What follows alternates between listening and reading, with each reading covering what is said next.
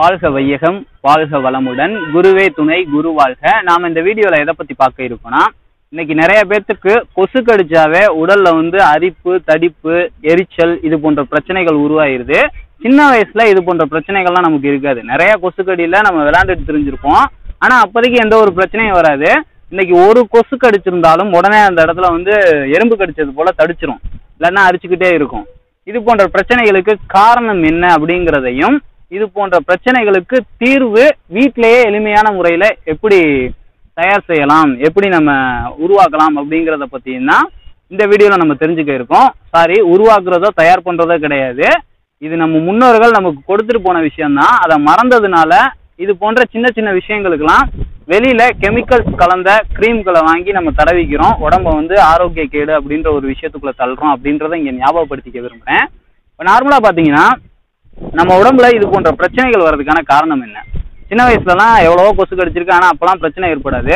இப்போ 30 வயசு 35 வயசுல தான் நிறைய பேத்துக்கு இந்த பிரச்சனையை சொல்றாங்க. அதாவது ஒரு கொசு கடிச்சிச்சுனாவே உடனே எனக்கு அலர்ஜி ஏற்பட்டுருது, ஒவ்வாமை ஏற்பட்டுருது, அந்த இடத்துல அரிப்பு அதிகமா இருக்கு, தடிப்பு உருவாயிருது, எரிச்சலும் இருக்கு.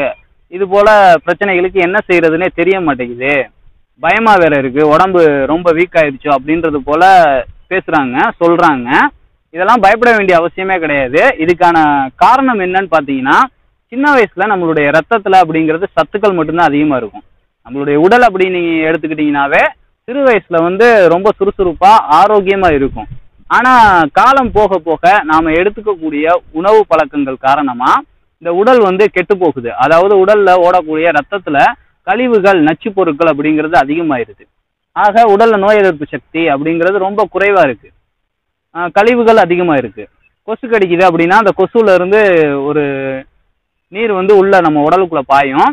அதை இந்த உடல் என்ன பண்ணுன்னு பார்த்தீங்கன்னா, நம்ம உடம்புக்குள்ள வேற ஏதோ ஒன்று வருது அப்படின்னு சொல்லிட்டு தடுக்கிறதுக்கான செயல்முறைகள் நடக்கும். ரத்தத்திலையும் நச்சு பொருட்கள் அதிகமா இருக்குன்னா உடனே அந்த இடத்துல வேதி வினைகள் அதிகமா இருக்கும்போது உடனே அங்கனுக்குள்ள ஒவ்வாமை, அலர்ஜி, அரிப்பு இது போன்ற பிரச்சனைகள் உருவாகும். கொஞ்ச நேரத்தில் அது சரியானாலும் அது நமக்கு ஒரு பயத்தை கொடுக்கறதுனால இது போன்ற பிரச்சனைகள் வராம இருக்கணும்னா என்ன செய்யணும்னா, அதுக்கு உணவு முறைகளை நம்ம இயற்கைக்கு தகுந்த மாட்டோம், இந்த உடல் ஆரோக்கியமா இருக்கிறதுக்கு எந்த மாதிரியான உணவுகள் நமக்கு உதவியா இருக்கும் அப்படின்றத தெரிஞ்சுக்கணும். அதுக்கான வீடியோ இன்னொரு வீடியோல பார்ப்போம். இப்போ இது போன்ற பிரச்சனைகள் எனக்கு இருக்கு, அதாவது உடல் கொசு கடிச்சாலும் தாங்க மாட்டேங்குது, உடனே வீங்கிருது, எரிச்சல் ஏற்படுது, அரிப்பு ஏற்படுது, தடிப்பு ஏற்படுது அப்படின்னா இதுக்கு சொல்யூஷனா என்ன இருக்கு அப்படின்னா, ஒரு 6 விதமான பழக்கத்தை தான் நம்ம முன்னோர்கள் கொடுத்துட்டு போன விஷயத்தை தான் இப்போ பார்க்க இருக்கோம். எதுக்காக 6 விதமான விஷயங்கள், ஏதாவது ஒன்று இருக்கா அப்படின்னு கேட்டிங்கன்னா, எல்லாருடைய உடம்பும் ஒரே தன்மையில இல்லை. ஏன்னா எல்லா பேருமே வெவ்வேறு விதமான உணவுகளை நம்ம எடுத்துக்கிறோம். அப்போ உடலோட தன்மைகள் அப்படிங்கிறது வெவ்வேறு விதமாக தான் இருக்கும். ஒருத்தருக்கு ஒரு இது செட் ஆகும், அதே இது இன்னொருத்தருக்கு செட் ஆகாது. அவருடைய உடலுக்கு தகுந்த மாட்டம் வேற ஒரு பொருள் தான் செட் ஆகும். ஒரே மருந்து அப்படிங்கிறது இங்கே தீர்வா இருக்காது. உடல் ஒன்றா இருந்தாலும் அறிவு ஒன்றா இருந்தாலும் நம்ம எடுத்துக்கக்கூடிய உணவு பழக்கத்தின் காரணமா வேற வேற தன்மைக்கு நம்ம உடலை மாற்றி வச்சிருக்கோம். Dry skin, oil skin, normal skin, சிலருக்கு குளிர்ச்சியா இருக்கும், சிலருக்கு ஹீட்டா இருக்கும். ஆக எவ்வளோ டிஃப்ரென்ஸ் இருக்கு. அதுக்கு தகுந்த மாட்டம் நாம மருந்துகளையும் மாற்றி தான் கொடுக்குற மாட்டம் இருக்கும். இது எளிமையா வீட்டில் இருக்கக்கூடிய ஒன்று தான். அந்த காலத்துல நம்மளுடைய முன்னோர்களும் தாத்தா பாட்டிகளும் பழகுன ஒரு விஷயம்தான், வாழ்க்கையில வழிமுறையா ஃபாலோ பண்ண விஷயமா தான் இருந்தது. இப்போ நம்ம அதெல்லாம் மறந்ததுனால வெளியில கெமிக்கல்ஸ் கலந்த கிரீமையும் தேவைகளையும் அதுக்கான சொல்யூஷனையும் தேடிக்கிட்டே தெரிகிறோம். இப்போ நம்ம விஷயத்துக்குள்ள போயிடலாம். ஃபர்ஸ்ட் உங்களுக்கு கொசுக்கடி தாங்க முடியல, அரிப்பு, தடிப்பு, எரிச்சல் இது ஏற்படுதுன்னா சிம்பிளா சுடுதண்ணி காய வைங்க.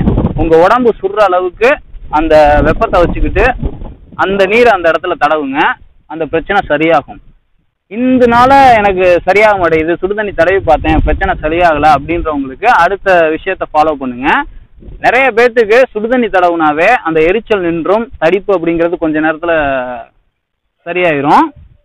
இல்லை எனக்கு அதிகமான நச்சு பொருட்கள் இருக்கிறதுனால உடனே அது சரியாக மாட்டேங்குது, ஒரு 2-3 மணி நேரத்துக்கு இருக்கு அந்த பிரச்சனை அப்படின்னா அடுத்து இருக்கக்கூடிய விஷயங்களை ஃபாலோ பண்ணுங்க. தேன் அப்படிங்கிறது எல்லா வீட்லையுமே அந்த காலத்துல வச்சிருந்தாங்க. உணவுக்காக வச்சிருந்தாங்களோ இல்லையோ, மருந்துக்காக வச்சிருந்தாங்க. மிகவும் சூப்பரான ஆன்டிபயோட்டிக். தீக்காயங்களுக்கு கூட இந்த தேனை தடவுவாங்க. வெளியில இருந்து எந்த ஒரு கிருமியும் மேற்கொண்டு அதை தாக்காம இருக்கிறதுக்கும், அதுல மருந்து பொருட்கள் அந்த புண்ணை ஆத்துறதுக்கும், குளிர்ச்சியை தரதுக்கும், கண்டென்ட் வந்து தேனில் இருக்கு. ஏன்னா அது வந்து ஒரு பூச்சியோட எச்சில இருந்து வரக்கூடிய ஒரு மருந்து தான். இப்போ நம்மளுடைய எச்சிலேயே நமக்கு மருந்து இருக்கு.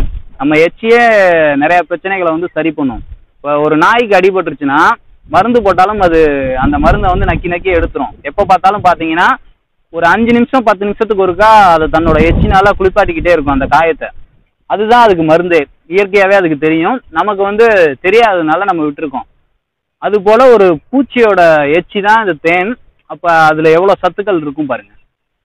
ஒரு தேனை ஒரு பூல இருந்து எடுத்தாலும் அதோடைய எச்சில் வந்து உமிழ்நீர் வந்து அதில் கலந்துருக்கும்.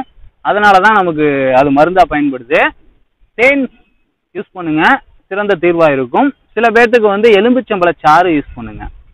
எலும்பிச்சம்பழச்சாறு அப்படிங்கிறது ஆன்டிபயாட்டிக். முடிக்கெல்லாம் கூட இந்த டேண்ட்ரஃப்லாம் யூஸ் பண்ணுவாங்க. இதை வந்து எப்படி வெயில் காலங்களில் வந்து நீங்கள் அதிகமாக பகல் டயத்தில் யூஸ் பண்ணாமல் இரவு நேரமாக இருக்குது இல்லை வீட்டுக்குள்ளே நிழலில் இருக்கீங்க அப்படின்னா பயன்படுத்துங்க. ஏன்னா வெயில் பட்டுச்சு அப்படின்னா அதில் ஒரு எரிச்சல் உருவாகிறதுக்கான வாய்ப்புகள் அதிகம்.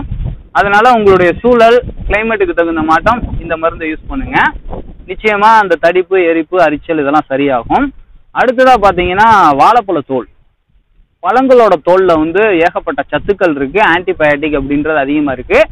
இந்த காலத்தில் அதிகமாக யூஸ் பண்ணக்கூடிய காஸ்மெட்டிக்ஸ் பொருள், அதாவது அழகு சாதன பொருட்களுக்கு வந்து எதுல இருந்து தயார்படுத்தப்படுது அப்படின்னா பழங்களோட தோள்கள்ல இருந்து தான் எடுக்கிறாங்க. இந்த பழங்களோட தோள்கள்ல இருந்து க்ரீம்லாம் தயார் பண்ணிட்டு அது கெட்டு போகாமல் இருக்கிறதுக்கு கெமிக்கல்ஸ் கலந்து நம்மக்கிட்ட விற்பனைக்கு கொண்டு வராங்க.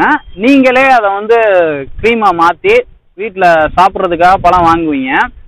மனிதனுக்கான உணவே பழம் தான். அப்படி அதுலேருந்து வரக்கூடிய தோல் பகுதியை சீவி எடுத்து அதை நல்லா கழுவிட்டு அரைச்சி இது போன்ற விஷயங்களுக்கு பயன்படுத்தினீங்க அப்படின்னா உங்களுடைய தோல் வந்து குழந்தைகளுக்கு போல, குழந்தைகளோட தோல் எப்படி அழகா இருக்கு அது போல மாறுறதுக்கான வாய்ப்புகள் அதிகமாக இருக்கு. புண்ணெல்லாம் இருந்துச்சுன்னா தைரியமா தடவுங்க, நிச்சயமா சரியாகும். அடுத்ததா பார்த்தீங்கன்னா சோற்றுக்கற்றாழை அப்படிங்கிறது மிகவும் அற்புதமான மருந்து. அதுவும் தோல் சார்ந்த பிரச்சனைகள் எல்லாத்துக்குமே அது சிறந்த மருந்தா பயன்படும். இது எல்லார் வீட்லையும் இருக்கணும் அப்படிங்கிறதுக்காக தான் முன்னோர்கள் இது வந்து தீய சக்திகளை எதிர்க்கக்கூடிய ஒரு பொருள், சக்தி வாய்ந்தது, இதை எல்லாருமே வீட்டில் வந்து கட்டி தொங்க விடணும் அப்படின்ற ஒரு பழக்கத்தையே உருவாக்குனாங்க. ஆரம்ப காலங்களில் பார்த்தீங்கன்னா நம்மளுடைய வீட்டு தாவாரத்தில் இது கட்டி தொங்க விட்டுருப்பாங்க. காற்றுல இருக்கக்கூடிய ஈரப்பதத்தை வாங்கியே இது தன்னை காப்பாற்றிக்கும், உயிர் வாழக்கூடிய ஒன்று. பிரச்சனைகள் வருது நமக்கு தோலில், இல்லை அடிபட்டு காயங்கள் ஏற்படுதுன்னா உடனே இதை உடைச்சி அதுலேருந்து வரக்கூடிய ஜெல்லை எடுத்து தடவுவாங்க. அந்த பிரச்சனைக்கு சிறந்த ஆன்டிபயாட்டிக்காகவும் வெளியிலிருந்து வரக்கூடிய தாக்கங்கள் அனைத்தையும் எதிர்த்து போராடக்கூடிய தன்மையையும் கொடுக்கக்கூடிய அற்புதமான மருந்து இந்த சோற்றுக்கற்றாழை ஜெல். இது வந்து மேலே தடவக்கூடியது மட்டும் கிடையாது, நம்ம உடலுக்குள்ளே கொடுக்கக்கூடிய உணவாகவும் இருக்குது. பெண்களுக்கெல்லாம் சிறந்த மருந்து, உடம்புக்கு வந்து குளிர்ச்சியை தரக்கூடியது. இதோட பலன்கள் அப்படின்னு தனியாக வீடியோவே போடலாம். அந்த அளவுக்கு இதில் வந்து மருத்துவ குணங்கள் அதிகமாக இருக்குது. நம்ம சாப்பிடக்கூடிய சாப்பாட்டில் இருக்கக்கூடிய சத்துக்களை நமக்கு கொடுக்குற அளவுக்கு அதில் வந்து சத்துக்கள் இருக்குது. அதனால தான் சோற்றுக்கற்றாழைன்னு இதுக்கு பேரே வச்சுருக்காங்க. அது சம்மந்தமாக அடுத்து பார்ப்போம். இதையும் நீங்கள் இது போன்ற அரிப்பு, தடிப்பு, அலர்ஜி போன்ற பிரச்சனைகளுக்கு வந்து பயன்படுத்திக்கலாம். அடுத்ததாக பார்த்தீங்கன்னா எல்லாருமே யூஸ் பண்ணக்கூடிய ஒன்று. ஆரம்ப காலத்தில் வீட்டில் வந்து ஆண்களும் பெண்களும் இதை பயன்படுத்துவாங்க. பெண்களாக இருந்தால் மஞ்சள் யூஸ் பண்ணுவாங்க. மஞ்சள் தேய்ச்சி குளிக்கிறது அப்படிங்கிறது நம்மளுடைய பாரம்பரிய வழக்கமாக இருந்திருக்கு. என்ன காரணம்னா நம்ம வந்து இந்த உலகத்தில் வாழ்ந்துக்கிட்டு இருக்கோம், இந்த காற்றை சுவாசிக்கிறோம். இந்த காற்றில் தூய்மையான சத்துக்கள் மட்டும் கிடையாது, நம்ம உடலுக்கு கேடு விளைவிக்கக்கூடிய பொல்யூஷனும் அதிகமாக இருக்குது அப்படிங்கிறது அவங்களுக்கு தெரியும். கிருமிகள் இருக்குது, பாக்டீரியாஸ் இருக்குது அப்படிங்கிறது முன்னோர்களுக்கு தெரியும். அதன் மூலமாக வரக்கூடிய பிரச்சனைகளை சரி பண்ணணுங்கிறதுக்காக தான் மஞ்சள் தேய்ச்சி குளிக்கிறது அப்படின்ற ஒரு விஷயத்தையே உருவாக்குனாங்க. மஞ்சள் சிறந்த ஒரு ஆன்டிபயாட்டிக் அப்படின்றது எல்லா பேத்துக்குமே தெரிஞ்ச ஒன்று. நோய்களை, கிருமிகளை எதிர்த்து போராடக்கூடிய கிருமி நாசினி. இதை வந்து நம்ம உடலில் தேய்ச்சி ஒரு குறிப்பிட்ட நேரம் இந்த உடலில் மேல் தோலில் இருக்கும்போது நம்ம உடலுக்கு வரக்கூடிய எல்லா பிரச்சனைகளையும் சரி செய்யக்கூடிய அற்புதமான மருந்து. ஆண்களாக இருந்தால் சந்தனம் தேய்ச்சிக்குவாங்க. அந்த காலத்துலலாம் பார்த்தீங்கன்னா ஆண்கள் வந்து சட்டை அணிய மாட்டாங்க, குளிச்சு முடிச்சுட்டு உடம்பு முழுக்க சந்தனத்தை தேய்ச்சிக்குவாங்க. அப்போ இந்த சந்தனம் தேய்க்கிறது, மஞ்சள் தேய்க்கிறது நம்மளுடைய ஆரோக்கியத்துக்காக வெளியில இருந்து வரக்கூடிய பிரச்சனைகள், பூச்சிக்கடி, கொசுக்கடி, எறும்பு கடிச்சிச்சுன்னா வரக்கூடிய பிரச்சனைகள், இதெல்லாம் சரி பண்றதுக்கும் இப்போ இதெல்லாம் தேய்ச்சிருந்தா அது வரவே வராது பக்கத்தில். இப்போ மஞ்சளை நீங்கள் தேய்ச்சிருங்க உடம்பு முழுக்க, உங்ககிட்ட வந்து கிருமி அப்படிங்கிறது நெருங்காது, கொசு அப்படிங்கிறதும் யோசிக்கும்.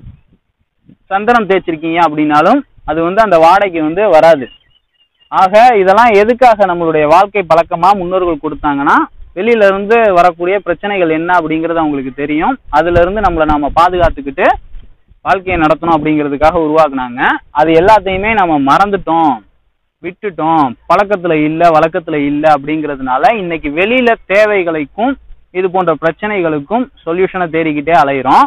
அப்படி இல்லாம நம்மளுடைய வாழ்க்கை முறைகள் என்ன, முன்னோர்கள் எதெல்லாம் ஃபாலோ பண்ணாங்க, அதை எதுக்காக பண்ணாங்க அப்படிங்கிறத தெரிஞ்சுக்கிட்டாவே போதும். நமக்கு சின்ன சின்ன பிரச்சனைகள், இப்போ கொசுக்கடி அப்படிங்கிறது ரொம்ப சின்ன விஷயம், ஏன்னா எப்பவுமே இருக்கக்கூடிய ஒரு பிரச்சனை. அதுல இருந்து நம்மளை பாதுகாத்துக்கிறதுக்கான ஒரு சின்ன சின்ன விஷயங்கள் வீட்டிலேயே எளிமையான முறையில செய்யக்கூடிய விஷயங்களை தெரிஞ்சுக்கிட்டோம்னா நம்ம தேவையில்லாம காசை வந்து செலவழிக்க வேண்டிய அவசியம் கிடையாது. அதுவும் இல்லாம நம்ம உடல் அப்படிங்கிறது நமக்கு மிகவும் முக்கியமான ஒண்ணு. அதை பாதுகாக்க வேண்டியது நம்மளுடைய கடமை. அதை மறந்துட்டு நம்ம தேவையில்லாத பழக்கங்கள்லாம் பழக்கமாக்கிக்கிட்டு உணவு பழக்கங்கள்ல இருந்து தேவையில்லாத தீய பழக்கங்கள் வரைக்கும் எல்லாத்தையுமே ஒரு ஜாலி சந்தோஷம் அப்படிங்கிற ஒரு மாயைக்குள்ள சிக்கி அதை வாழ்க்கையை நினைச்சுக்கிட்டு இருக்கிறதுனால இன்னைக்கு பெரும் பிரச்சனையில மாட்டிக்கிட்டு இருக்கோம். பிரச்சனை அப்படின்னு வந்ததுக்கு அப்புறம் தான் அவங்களுக்கு அந்த பயம் அப்படிங்கிறது உள்ளுக்குள்ள உருவாகுது. ஐயோ உடம்பு நம்மளை விட்டு போகுதே, உடம்பு நம்ம கண்ட்ரோல் மீறி போகுதே, சின்ன சின்ன விஷயத்த கூட இந்த உடம்பு தாங்க மாட்டேங்குதே, இன்னும் எவ்வளவு காலம் இருக்கு, போகணுமே, நிறைய கடமைகள் இருக்கே அப்படின்ற பயம் வந்ததுக்கு அப்புறம் இதை தேடுறாங்க. இதை ஆரம்பத்திலேயே நீங்க உருவாக்கிக்கிட்டீங்க, உங்களுடைய வாழ்க்கையில சில பழக்கங்களை உருவாக்கிக்கிட்டீங்க. இயற்கையான உணவு பழக்கங்கள், சரியான நீர் குடிக்கிறது, தண்ணீரை எடுத்துக்கிறது, இது போன்ற சின்ன சின்ன விஷயங்களை ஃபாலோ பண்ணிட்டு வந்தாவே போதும். மேக்சிமம் பிரச்சனைக்கு தீர்வு அப்படிங்கிறது உங்களுக்கே தெரிய வந்துடும். பிரச்சனை அப்படிங்கிறதே இல்லாத வாழ்க்கையை நீங்க வாழ ஆரம்பிச்சிருவீங்க. அதன் மூலமா வரக்கூடிய உணர்வுகள் உங்களுக்கு அற்புதமா இருக்கும் அப்படிங்கிறத சொல்லி இந்த வீடியோவை நான் நிறைவு செஞ்சுக்கிறேன். இந்த தகவல் உங்களுக்கு பயனுள்ளதா இருக்கும்னு நினைக்கிறேன். இந்த தகவல் பற்றிய உங்களுடைய கருத்துக்களை கீழே கமெண்ட்ல பதிவு செய்யுங்க. இது போன்ற பிரச்சனைகள் உங்களுக்கு இருந்ததுன்னா இதை பயன்படுத்துனதுனால என்ன பலன்களை அடைஞ்சிங்க அப்படின்ற விஷயம் முடிஞ்சிச்சுன்னா, உங்களுக்கு விருப்பம் இருந்ததுன்னா அதையும் கமெண்ட்ல சொல்லுங்க. மற்றவங்களுக்கும் அது உதவியா இருக்கும்ன்றத சொல்லி நிறைவு செஞ்சுக்கிறேன். வாழ்க வையகம், வாழ்க வளமுடன், குருவே துணை, குரு வாழ்க.